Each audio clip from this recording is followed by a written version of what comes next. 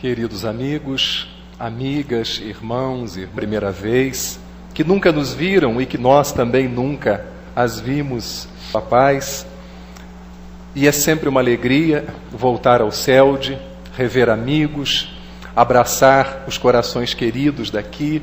Tem espíritos perfeitos trabalhando nela, mas que tenta fazer tudo da melhor maneira possível, à luz do Espiritismo, mantendo-se fiel aos princípios codificados por Allan Kardec. Então, vir aqui, poder participar, dar uma contribuição, pequenina que seja, é sempre um grande prazer, uma grande alegria. Saudamos também os nossos irmãos que nos ouvem pelas ondas da emissora da Fraternidade, àqueles que estão sintonizados também pela internet e aos desencarnados que também se encontram presentes.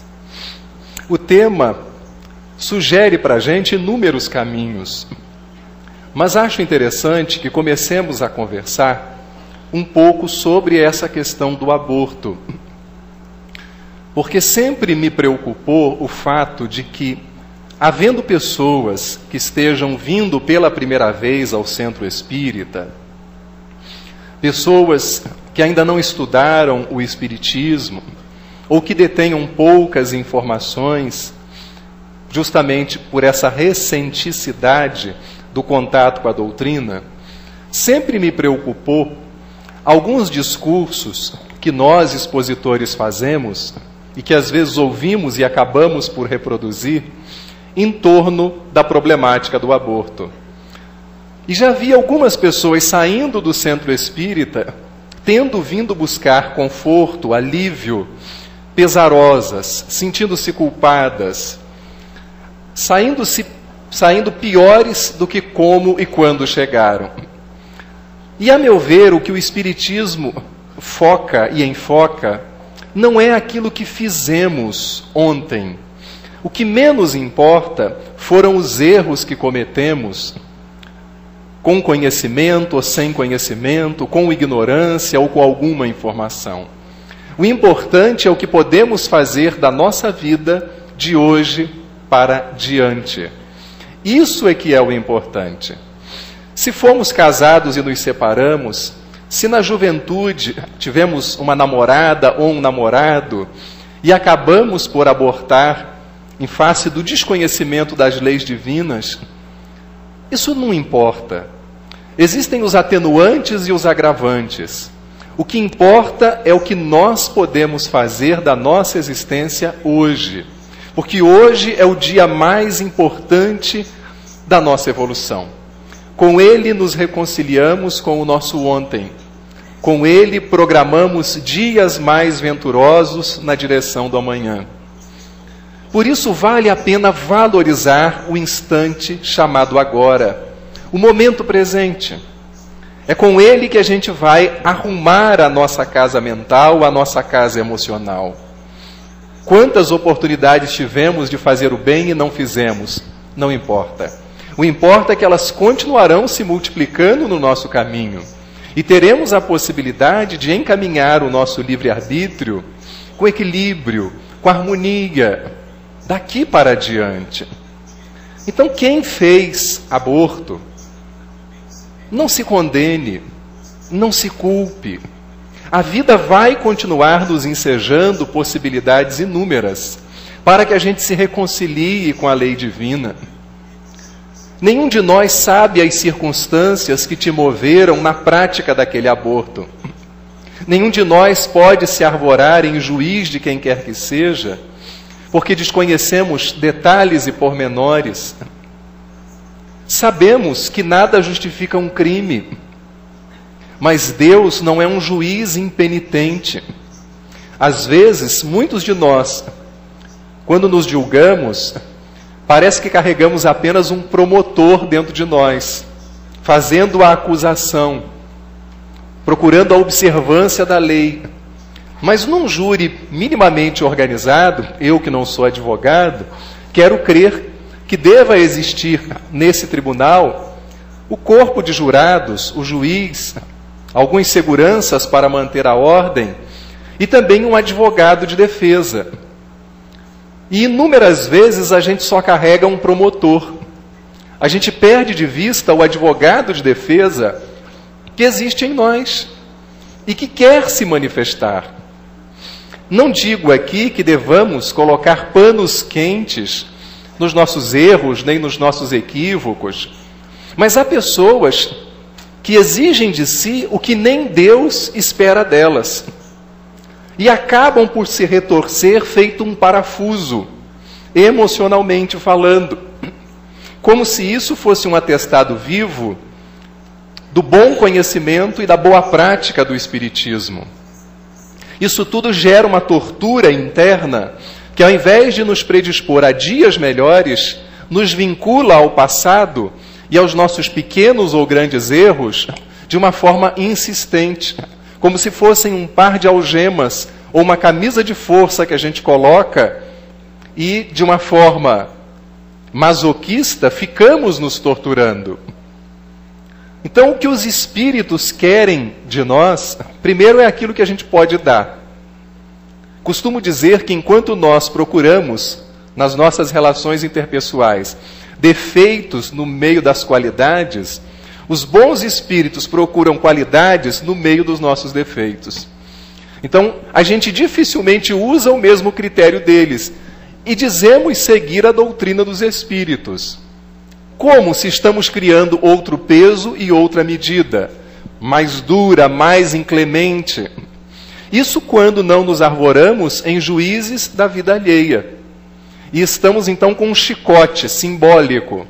E todas as vezes que alguém fala alguma coisa que achamos uma bobagem, damos nela uma boa kardecada, mostrando a limitação do seu conhecimento. Ou então damos uma lição de moral, como se fôssemos essas almas cujo coração já se encontra cristalino, como se fôssemos almas ilibadas do ponto de vista moral. Não é à toa que Jesus pediu, ou pelo menos convidou, os circunstantes no episódio da mulher adúltera, que atirassem a primeira pedra àqueles que estivessem sem pecado. E um a um, a começar pelos mais velhos, que por terem vivido mais, acumularam mais erros, mais deslizes, depois caminhando para os mais novos, não restou ninguém. Mas Jesus lhe advertiu de forma amorosa: não tornes a pecar para que algo pior não te ocorra. Então ele socorre, mas também alerta, porque era um educador amoroso, que enxergava as entranhas das almas humanas. E como nós não temos esta visão, além do alcance, temos que nos exercitar em não julgar. E se julgar, chamarmos também o advogado de defesa, quando nos julgamos ou quando julgamos alguém que se encontra no nosso círculo de relações. Com relação ao aborto, eu fico pensando que se um dia ele for aprovado, nós estaremos perdendo de vista as verdadeiras causas, que residem na falta de educação, na falta de informação, seja das informações mais básicas, às informações específicas sobre o uso de anticoncepcionais, sobre planejamento familiar, sobre a própria sexualidade humana. E é raro nós encontrarmos casas espíritas que, ao longo da sua programação anual, proponham seminários sobre sexualidade. E não estamos falando aqui de uma bandeira nem de um modismo, mas abordar com clareza, porque quem de nós não carrega aspectos reprimidos ou um entendimento equivocado em torno da própria sexualidade? Eu me recordo, e é uma experiência pessoal, de minha irmã, que numa ocasião a gente conversava sobre o fato dos nossos pais não terem nos orientado, porque os nossos avós também não lhes orientaram, e eles vinham reproduzindo algumas posturas dos nossos avós, e nós fomos aprender como todo mundo aprende, com amigos mais velhos, com revistas, com informações aqui e acolá, muitas das vezes desencontradas e nem sempre construtivas, éticas, adequadas.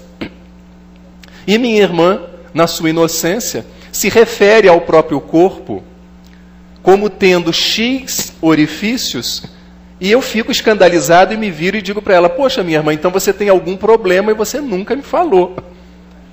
Porque você tem Y orifícios. Ela, eu falei, eu que não sou mulher sei disso. Como é que você não sabe? Mostrando o desconhecimento do próprio corpo. Quantos homens, e aí vale para nós, os machões, os varões, quantos homens dizem assim: eu prefiro morrer de câncer a fazer um exame da próstata? As mulheres passam uma vida indo ao ginecologista, sendo tocadas, fazendo preventivo, por conta da sua saúde. E nós, depois dos 40, alguns depois dos 50, quando temos que começar esse exame, simplesmente nos recusamos. Já ouvi de um amigo dizer isso: eu prefiro morrer de câncer. Torço para que ele não morra de câncer, que morra de outra coisa. Mas a gente deveria perder esse preconceito. Então, a meu ver, são assuntos que deveriam ser mais debatidos. Pode ser que o que eu esteja falando para algumas pessoas aqui, já seja realidade há muito tempo. Na nossa casa a gente estuda isso e todos os demais assuntos, mas pode ser que alguns dos companheiros que estejam aqui e que frequentem outras casas concordem com o que eu estou dizendo. Temos obras, inclusive publicadas pela própria editora do CELD, pela FEB, temos obras não espíritas que poderiam nos ajudar, nos orientar melhor com relação a isso. Então, me parece que quando falamos da problemática do aborto, e inúmeras vezes enaltecemos a educação dos chamados países do primeiro mundo, dos países lá da União Europeia, ou aqui da América do Norte, mas perdemos de vista que nesses países as estatísticas de suicídio, os quadros de depressão, a prática da eutanásia, o sexo livre, o aborto, a pena de morte, em muitos desses países isso é consagrado. Está lá no Livro dos Espíritos. É um progresso ainda não pleno. É um progresso que não atingiu a sua plenitude. Em alguns aspectos materiais, essas nações avançaram. Mas também avançaram graças à pilhagem que fizeram nos países que colonizaram. Então, muito do que a gente admira quando tem a oportunidade de ir lá e de viajar, saíram das suas respectivas colônias. E quem é que estava lá pilhando? Possivelmente alguns de nós, porque o Brasil ainda é um país tão novo. E nós nos revezamos ao longo das reencarnações nos mais diferentes países, mas nas mais diferentes culturas.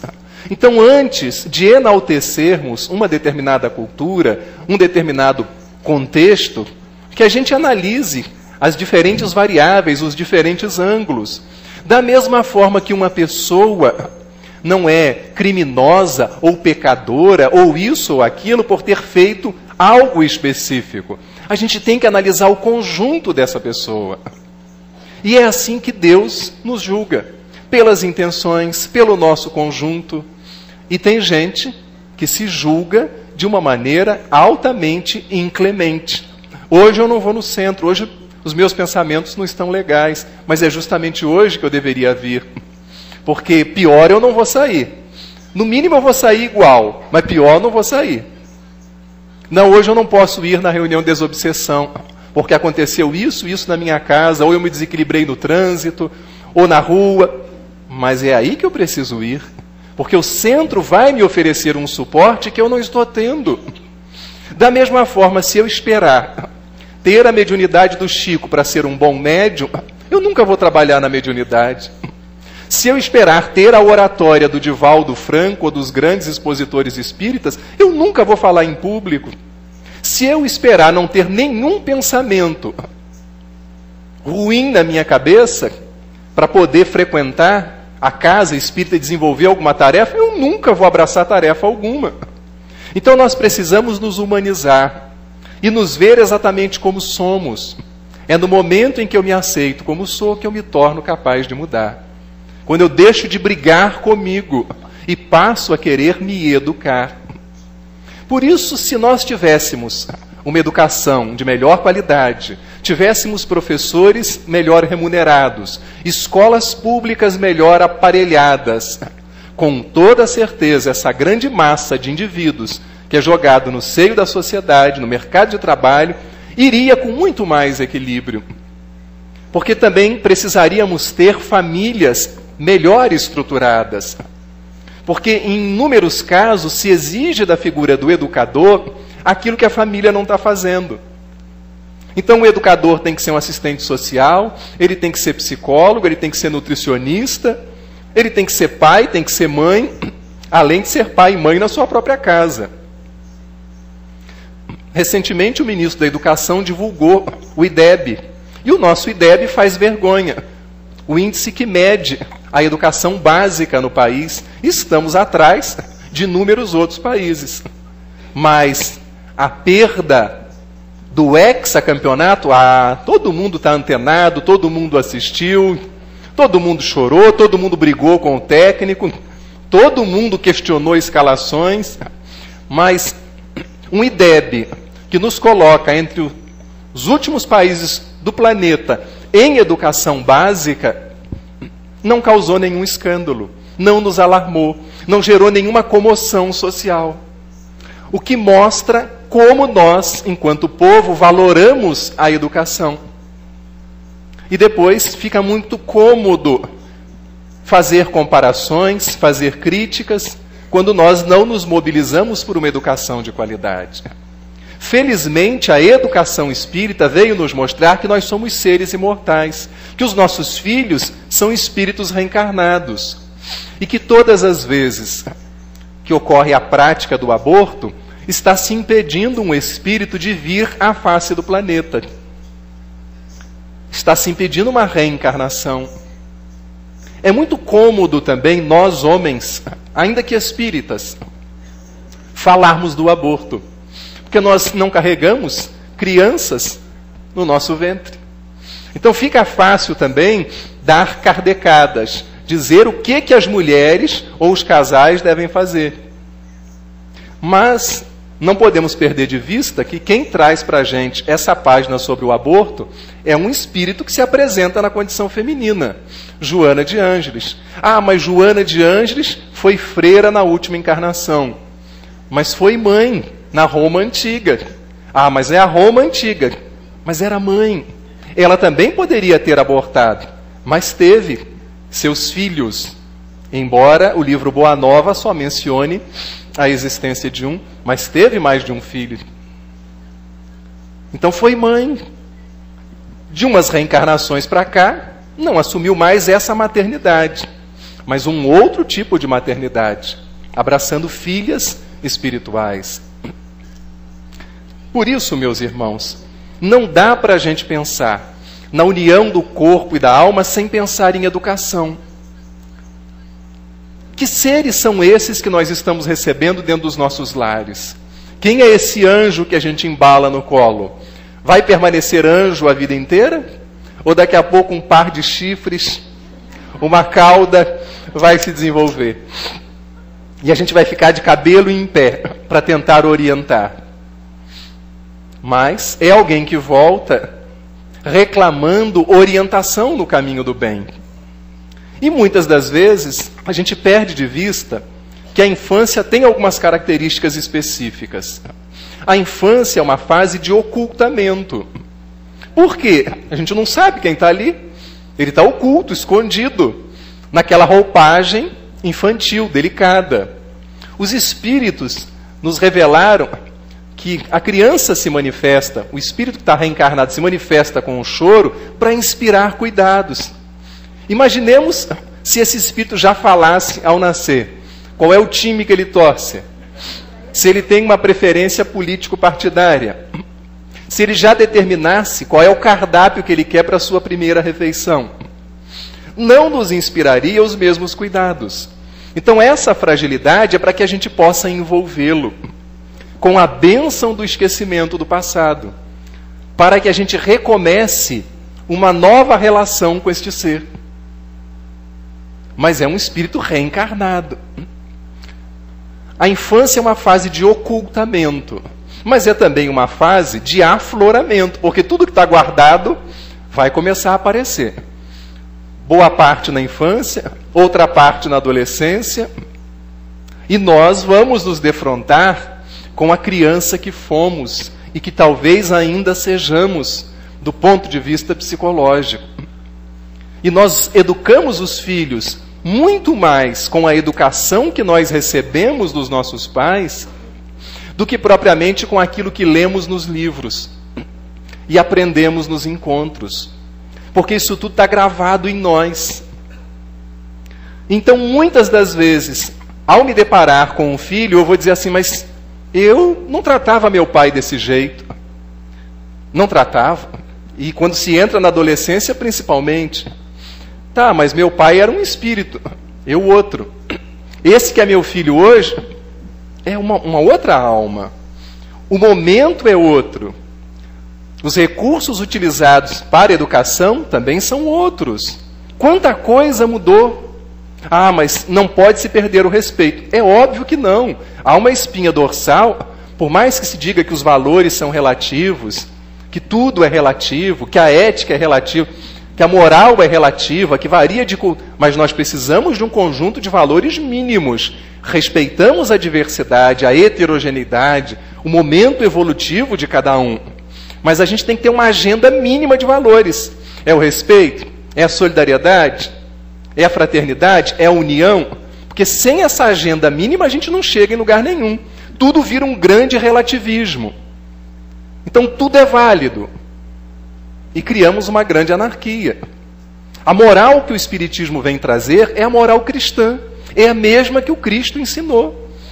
Então o Espiritismo vem restaurar, tirando esse Jesus mítico do nosso panorama mental e emocional, nos apresentando um Jesus histórico, um Jesus humano, um Jesus que tinha sentimentos.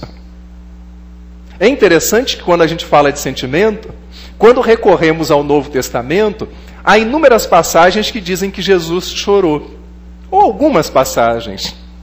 E parece que o espírita não pode chorar. Porque se ele estiver chorando, ele está dando um atestado de que ele não aprendeu coisíssima nenhuma. Jesus pode, mas eu não posso chorar?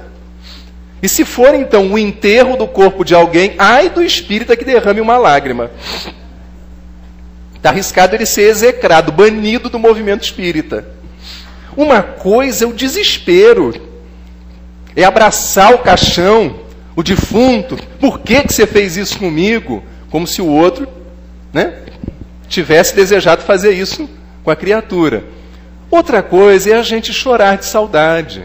Não teremos mais aquela presença física junto a nós. E se eu não tenho uma mediunidade ostensiva, nem é espiritual. Porque se eu ainda sou um médium mais ostensivo, de vez em quando eu vou sentir uns arrepios e vai vir a imagem do fulano na minha cabeça. Ou vou sonhar em função dos desdobramentos durante o sono físico. Mas se a criatura é uma pedra em termos mediúnicos, qual é o consolo que ela tem? O de pelo menos poder chorar de vez em quando.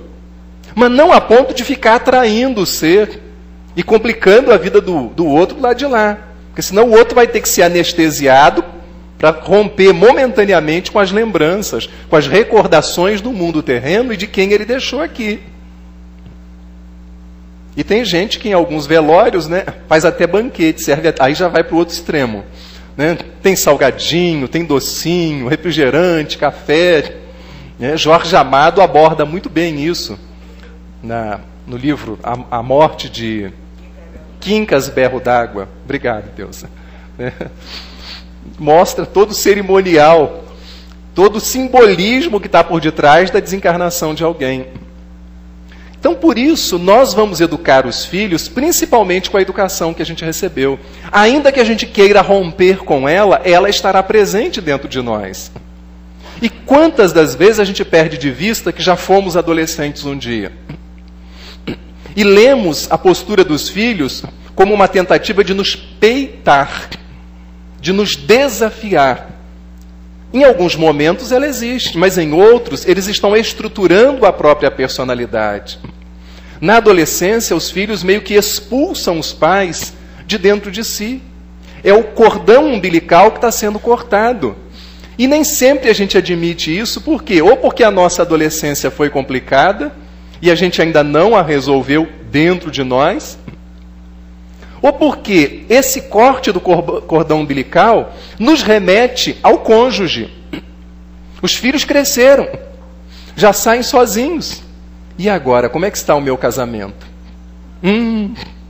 Tudo que eu queria era que eles continuassem crianças, e dependentes dos meus cuidados e das minhas orientações. Porque agora eu vou ter que olhar para essa figura nos olhos. Antes tinha as crianças que justificavam eu não olhar nos olhos. Mas e agora? Então a gente acaba tendo vários casamentos dentro de um mesmo casamento. Por isso que a gente precisa se reinventar como pai e como mãe, porque os filhos são dinâmicos. Eles não permanecem estáticos, como um objeto que a gente possa pegar, analisar, definir, medir. Não. São espíritos reencarnados, são seres imortais. E isso dá trabalho. É mais fácil organizar papéis. É mais fácil ter os arquivos do computador em dia, responder e-mail, entrar no Orkut, no MSN, e seja lá o que for. Mas eles são seres dinâmicos, que escapam constantemente às nossas avaliações, ao nosso controle. Acompanhar, saber onde andam, quem são seus amigos, perfeito. Mas às vezes a gente quer também entrar demasiadamente na privacidade. Há casos de dependência química que a privacidade precisa ser invadida o quanto antes, para que mais tarde a gente não se depare com problemas maiores. Mas vejo muito pai e muita mãe se culpando. Em quantas ocasiões as escolhas foram escolhas dos filhos, apesar de toda orientação, de todo esforço, de todo encaminhamento que a gente tenha tentado fazer. Então nós começamos a nos culpar e colocamos uma cruz nos nossos ombros, como se tivéssemos falido na nossa missão. E a resposta dos espíritos a essa questão é muito clara. Eles nos dizem que é claro que se estamos recebendo um espírito mais difícil, mais trabalho vai dar para a gente, mas maior será o nosso mérito. Mas se há revelia dos nossos esforços, eles insistirem em enveredar num caminho que não seja bom, aí nós não somos culpados. Eles escolheram e perseveraram nessas escolhas, apesar de tudo o que a gente fez para tentar reconduzi-los a um caminho que a gente considerava um pouco mais equilibrado. Então a gente tem que ter cuidado também com essa culpa. E lembrando que os filhos também não gostam, por mais que eles digam que sim, de ficarem livres o tempo inteiro, soltos, sem que os pais se preocupem em saber aonde estão, sem nenhum telefonema. Se o extremo do controle é sufocante, a ausência de qualquer contato também gera uma crise de desamparo. Eles ficam sem chão. E é claro que nós estamos falando aqui genericamente, porque há espíritos que já trazem uma bagagem do passado e que muito precocemente já mostram o quanto são maduros, o quanto conseguem se safar com mais facilidade. Mas a gente não deve perder de vista que a gente precisa continuar se educando para bem educar os nossos filhos. Trazê-los à evangelização. Excelente. Mas é preciso que o processo de evangelização continue dentro de casa. Porque senão eu estou transferindo para o evangelizador. Da mesma forma que transferem as famílias brasileiras, de um modo geral, para a escola. Não, mas na nossa casa nós fazemos o culto do evangelho no lar. Se for só o culto, também não vai adiantar. Porque mais importante do que o culto, embora se diga que o espiritismo é uma doutrina sem cultos, formalismos e ortodoxias, mas também não vamos ser preciosistas ao extremo, senão a gente não consegue falar de nada, né? Aí você falou culto. Sim, o cultivo do evangelho, o comentário, a discussão, o encontro em torno dos ensinos de Jesus. Porque tem gente que é preciosista e rigoroso com relação a isso. Então, de nada adianta ter o culto se não houver a vivência do Evangelho. Aí a gente vai estar transferindo para aquele momento na semana, como se aquilo tivesse um poder de evangelizar os filhos e transformá-los em anjos, em 30 ou 40 minutos que seja, uma vez por semana. Por isso, a educação deve merecer da nossa parte prioridade. Quando nós falamos da união da alma e do corpo,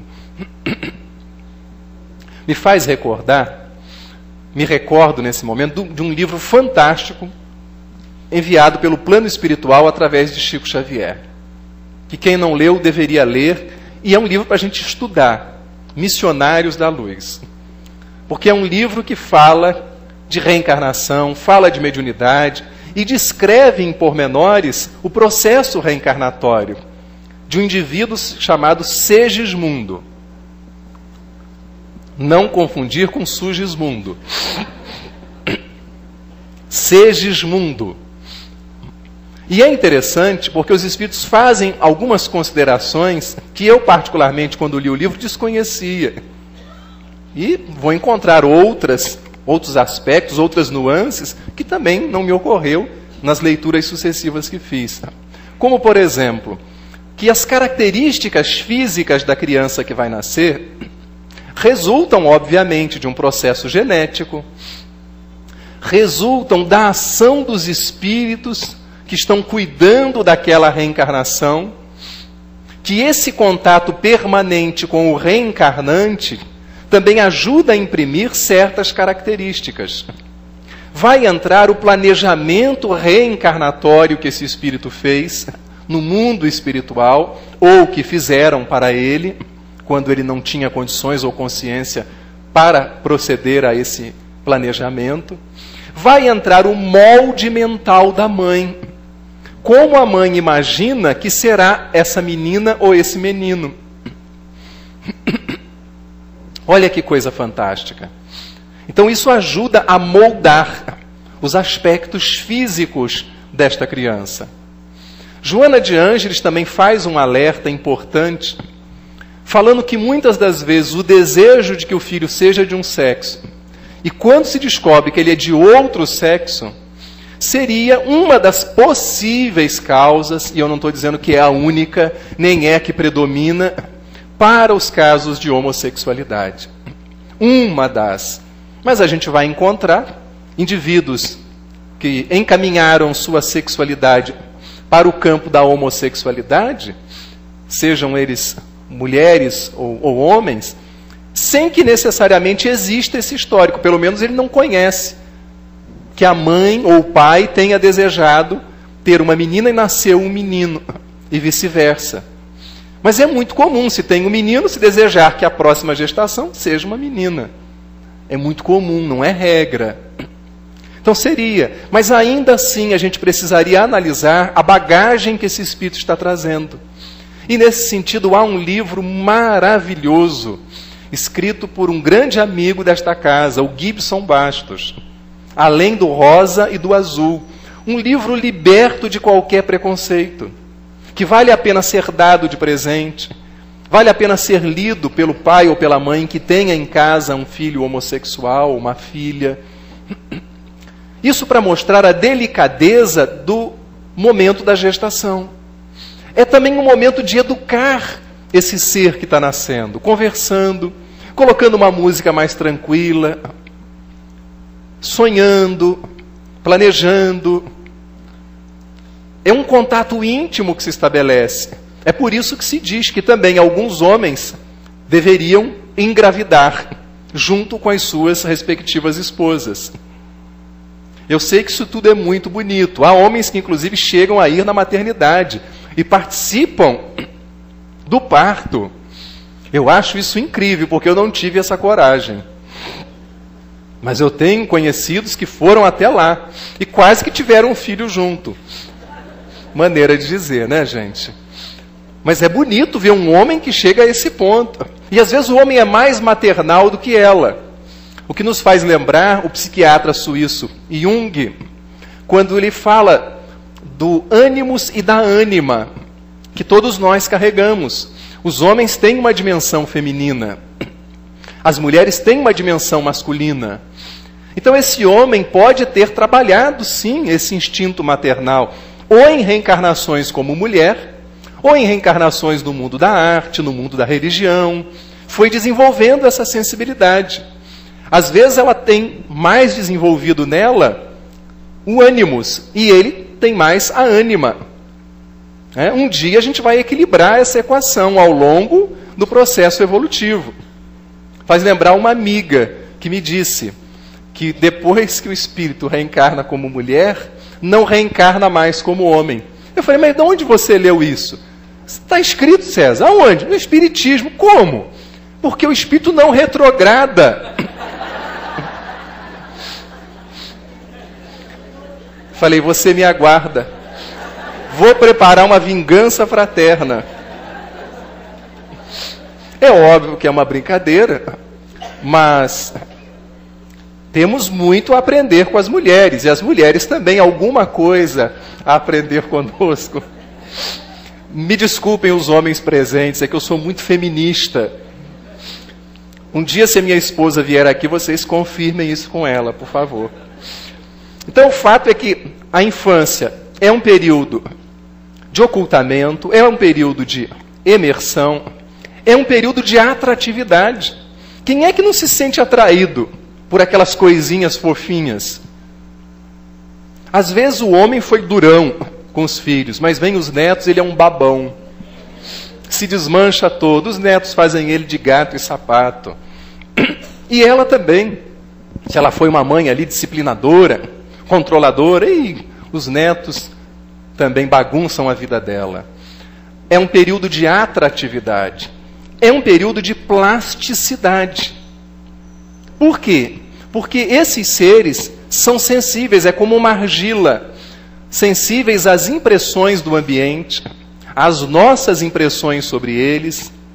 Então é uma fase muito delicada, em que aquilo que eles estiverem ouvindo, e sobretudo observando nas nossas atitudes, vai ficar gravado na mente deles.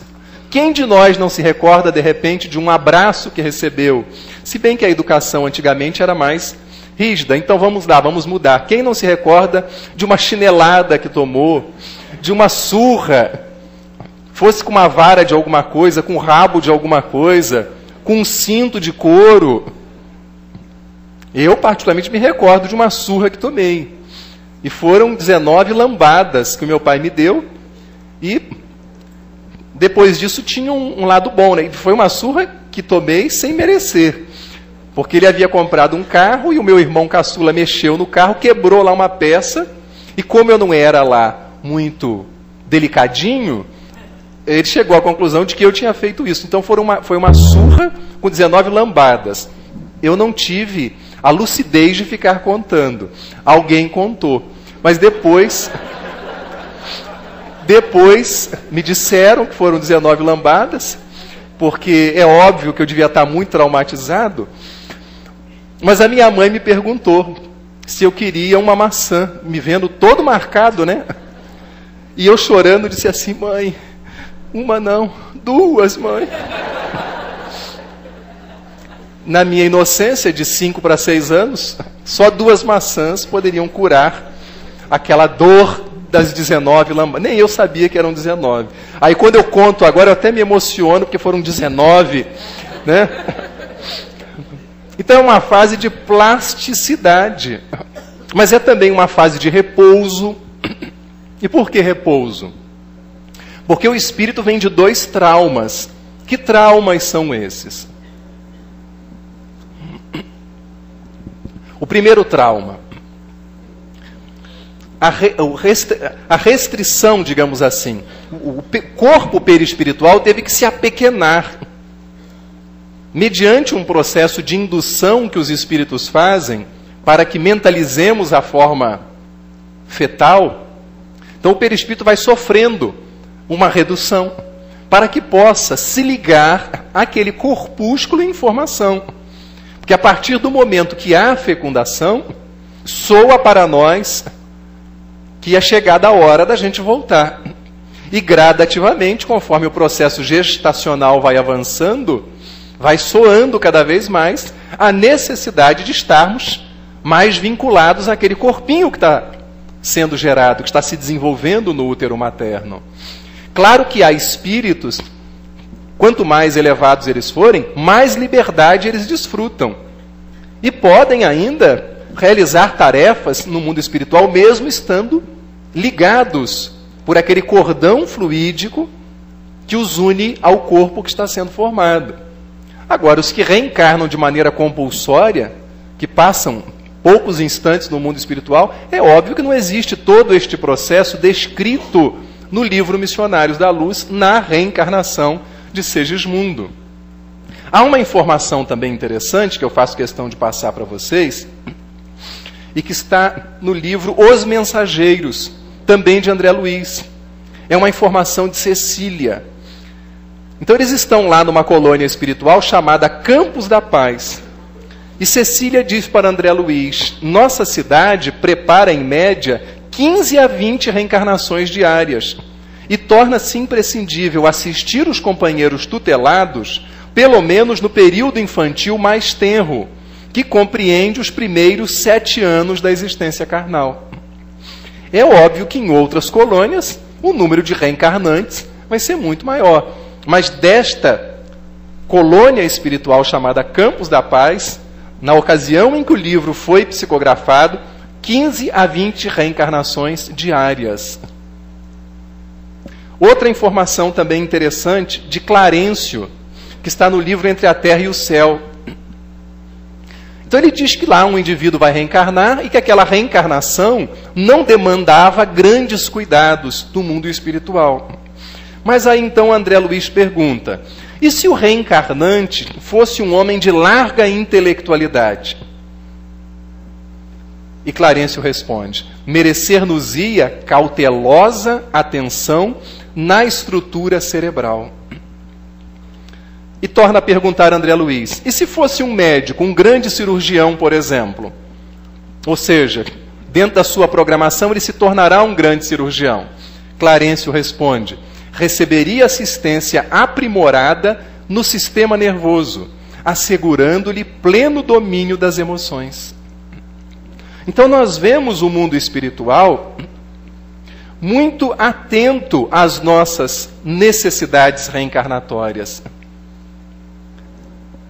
Divaldo Franco informa que o nosso Emmanuel já está reencarnado.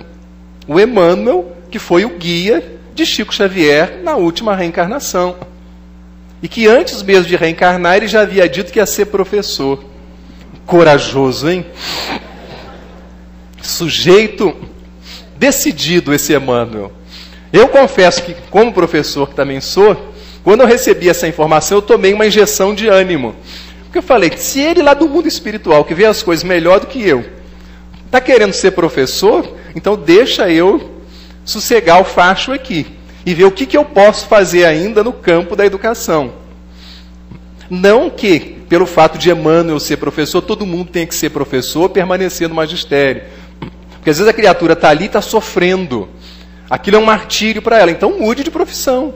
Porque senão, além de viver um martírio, vai martirizar os outros. Martirizar colegas, martirizar alunos, direção. Ou se ela está na direção e na coordenação e vive martirizada, enlouquecida, vai enlouquecer professor. Vai enlouquecer pai e mãe de aluno. Então muda. Muda porque o livre-arbítrio está aí para isso. E a gente não tem que transformar o livre-arbítrio num par de algemas. Nós podemos a todo momento mudar o curso da nossa reencarnação, suavizando ou agravando as nossas provas. Porque nós já sabemos que reencarnamos para passar por provas, expiações e para desenvolver missões. Aprendemos no Evangelho segundo o Espiritismo que nem toda prova é uma expiação, mas que toda expiação se constitui numa prova. Ah, mas que missão é essa que eu tenho? Todos nós temos missões. Das mais grandiosas, do ponto de vista da publicidade, as mais grandiosas do ponto de vista do anonimato. Nós todos somos missionários. E estamos aqui para construir a nossa felicidade. para transformar desventura em ventura, equívocos em acertos. Emmanuel diz para nós, nessa série de 4 livros que reinterpreta o Evangelho, Caminho, Verdade e Vida, Fonte Viva, né, livros fantásticos que deveriam ser estudados e não apenas lidos em nossos arraiais, que são raros aqueles que podem voltar numa próxima reencarnação sem pendências da anterior ou das anteriores, podendo desenvolver outras coisas. Normalmente a gente volta, particularmente para consertar aquilo que a gente bagunçou.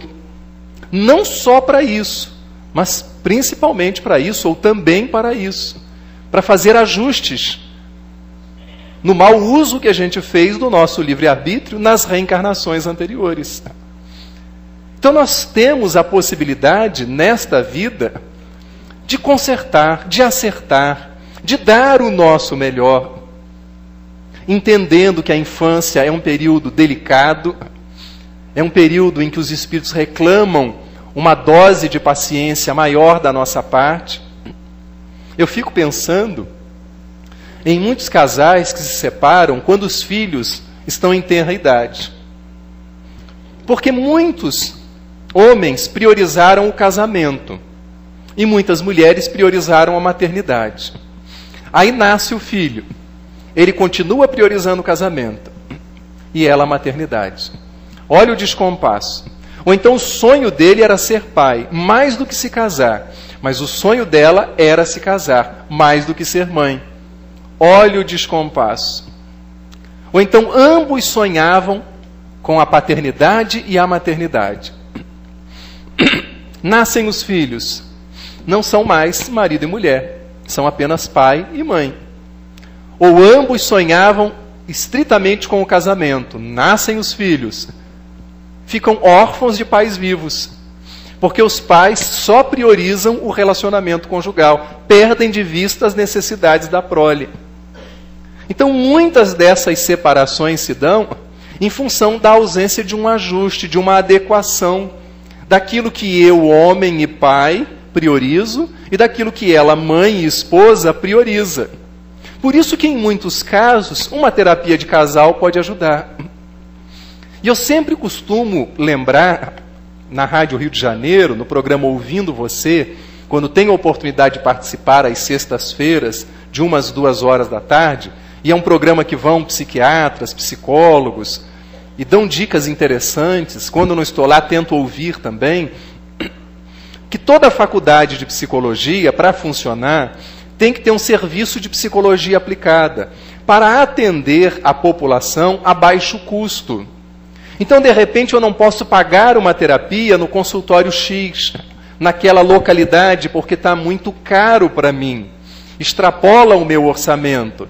Mas eu posso pagar uma terapia num serviço de psicologia aplicado, aonde eu vou ser atendido por alguém que está estudando a psicologia, que recebe uma supervisão.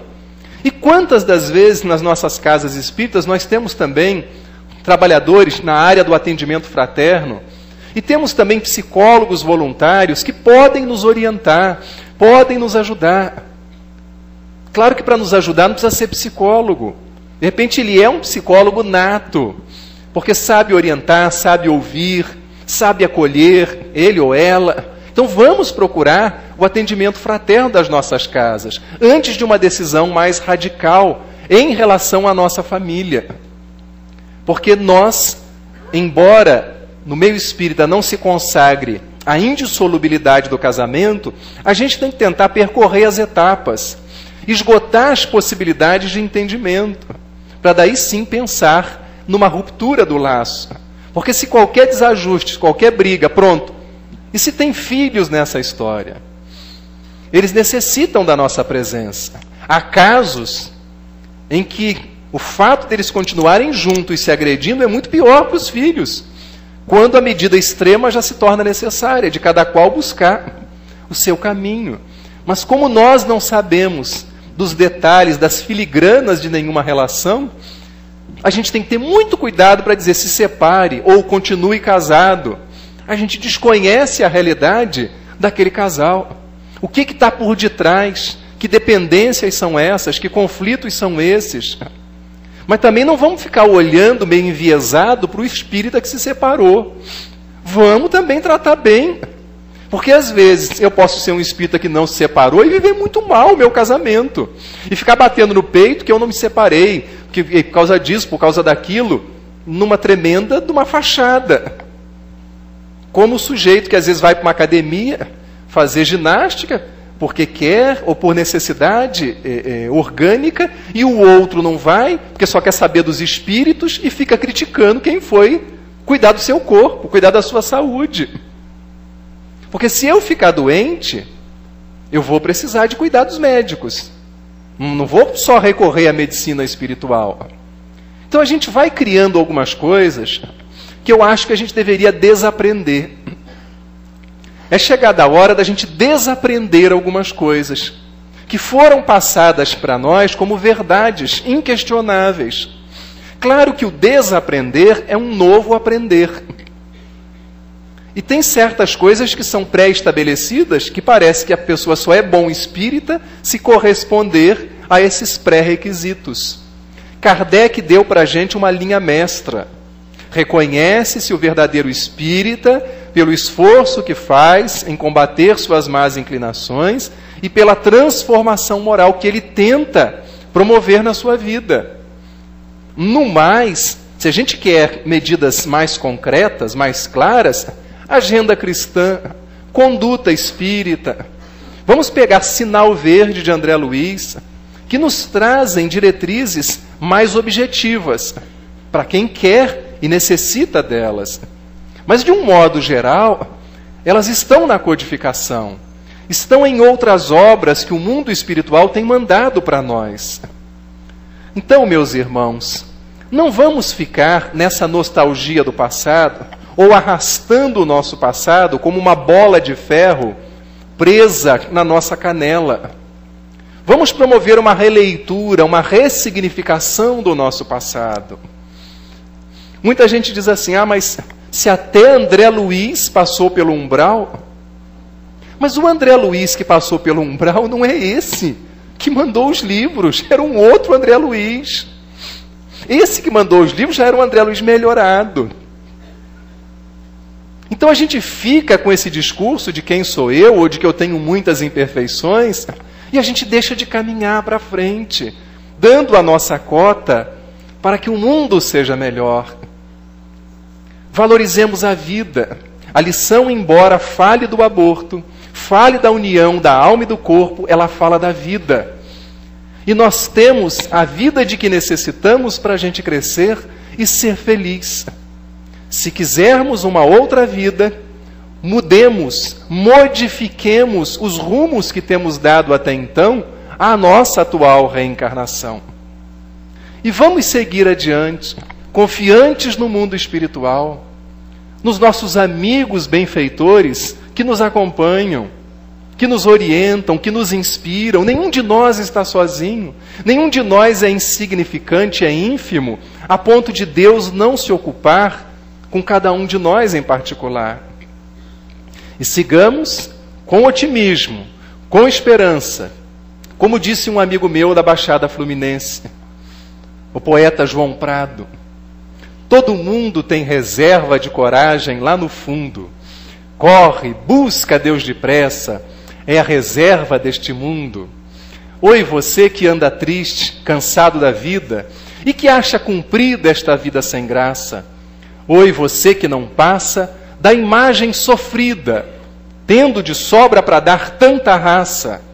Oi, você que chora e lamenta o amor que foi embora e se gasta no fundo da vida. Oi, você que caminha na larga avenida, alheio ao progresso do mundo gigante. Oi, você que nesse instante procura a mesa de um bar ou o veneno fatal. Oi, você que cansou de esperar, desperta afinal, pois a festa há de vir. Se existe um motivo para a gente chorar, há 1000 para a gente sorrir.